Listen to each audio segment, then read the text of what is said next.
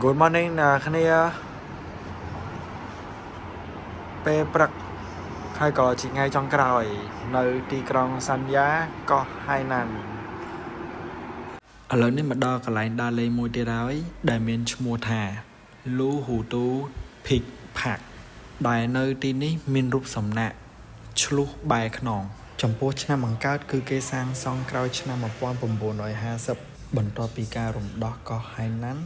ហើយត្រូវបានអភិវឌ្ឍនិងជួសជុលបន្ថែមនៅពេលក្រោយៗទៀតម៉ាប់កន្លែងដើរលេងអានោះឆ្លុះយើងកាន់តែមើលចិត្តឆ្លុះបាយក៏ដល់វាបាយហ្នឹងហើយអាខាងនោះបាយមើលនៅហើយមាន3ដល់មានញីអានេះឈ្មោលអាមួយនេះញីហើយមានកូននេះខ្លោងទ្វារចូលដើម្បីឡើងភ្នំមើលទេសភាពថែមទៀតបន្ទាប់ពីចូលបានដល់ខាងក្នុងទៀតគឺមានរូបតំណាងតា3យើងសង្ស័យអីសីតំណាងអីសីទេឥឡូវនេះកំពុងតែជិះឡានអាគុយឡើងភ្នំទៀតហើយ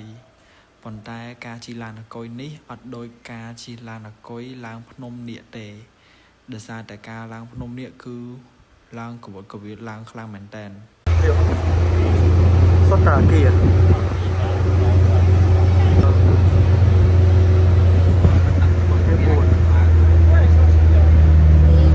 ពេលខ្ញុំឡើងជិះដល់ភ្នំនេះគេមានកន្លែងឡើងតទៀតដើម្បីមើលឆ្លុះធំហត់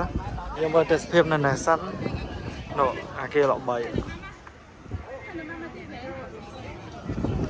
ឡូវនេះយើងដើរឡើងសិនប្រហែលជាកន្លះគីឡូដីឬក៏500ម៉ែត្របន្តដំណើរឡើងទៀតបន្ទាប់ពីពេលឡើងគេដាក់អក្សរពីប្រវត្តិរបស់គេមានចិនហើយនិងអង់គ្លេសដំណើរទៅមើលឆ្លុះធំឆ្លុះបាយខ្នងធំតែចង់និយាយថាផ្លូវបាក់ដើរផ្លូវបាក់ឡើងបាក់ដើរមានហាងកាហ្វេដែរតន់កន្លែងនោះអ្នកមើលមានឃើញឆ្លុះឆ្លុះសប៉ាដេម៉ាត់ឆ្លុះចេញពីព្រៃមិញនៅចន់នេះឥឡូវយើងឡើងមកលើគឺគេមានតែកតែថ្មឆ្លាក់អក្សរហើយយើងមើលទេសភាពតែការគេយកភ្នំមកឆ្នៃពីមួយជាន់ទៅមួយជាន់យកមកមើលចង់និយាយថាក្របថ្មតែខ្ញុំមានអារម្មណ៍ថាបរិយាកាសថ្មកន្លែងហ្នឹងពេលខ្ញុំមើលឃើញស្អាតណាហើយខ្ញុំដឹងថាទៅពេលថតប្រហែលអ្នកគ្នាឃើញស្អាតអត់ទេឡើងអស់ផ្លូវឡើងហ្នឹងប៉ាខ្ញុំឡើងខ្ពស់ជាងគេប៉ា hello មួយខ្ពស់ជាងគេអាហ្នឹងភ្នំនេះធ្វើក្បាច់ក្បូរវែងកន្លែងឡើងកន្លែងចោះច្រើនទៅរៀងវែងហើយខ្ញុំតម្រូវក្តាន់ឃើញនេះក្តាន់បកក្រោយក្តាន់បាយខ្នងកន្លែងដើរលេងនេះគឺជាអនុស្សាវរីយ៍ប្រវត្តិសាស្ត្រនិងជាកន្លែងថតរូបសម្រាប់ភ្ញៀវទេសចរចឹងរូបចម្លាក់ឆ្លុះបែរខ្នងនេះនឹងមានមនុស្ស2នាក់បន្ថែមទៀតគឺបង្ហាញពីទាហានបដិវត្តន៍ចិនទាំងប្រុសទាំងស្រីឈរដោយប្រកបភាពមាំមួនម្យ៉ាងទៀតទាហានប្រុសស្រីនេះជានិមិត្តរូបនៃការលះបង់និងភាពក្លាហាន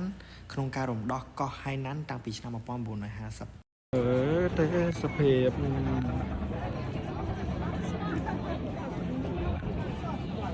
ឥឡូវនេះយើងសាកមើលប្លង់ចំហៀងវិញមើលប៉ុន្តែនៅពេលដែលខ្ញុំមើលមនុស្សនេះខ្ញុំមានអារម្មណ៍ថាជាមនុស្សស្រីតែងខ្លួនប្រុសឥឡូវយើងមើលចំហៀងមួយទៀតអ្នកគ្នាមើលទេសភាពមានកប៉ាល់ចំណែកឯមួយចំហៀងខាងនេះទៀតគឺស្ត្រីចំតួនិយាយទៅនេះគឺជាប្រវត្តិសាស្ត្ររបស់គេគឺយើងអត់ដឹងច្បាស់ទេអ្នកគ្នាប៉ុន្តែ